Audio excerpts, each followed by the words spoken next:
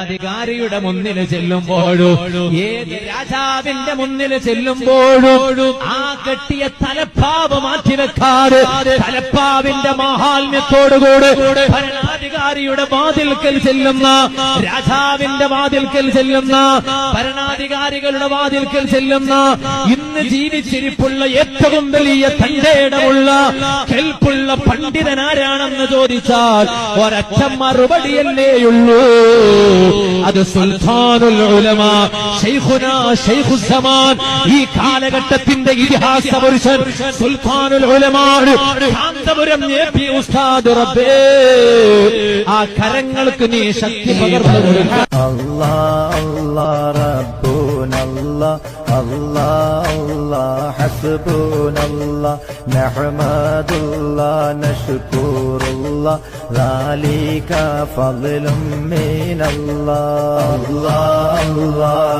ربنا الله الله الله حسبنا الله نحمد الله نشكر الله ذلك فضل من الله لما ظهر تاج الكبرى كنز الفقراء غوث البشر زين الملل عين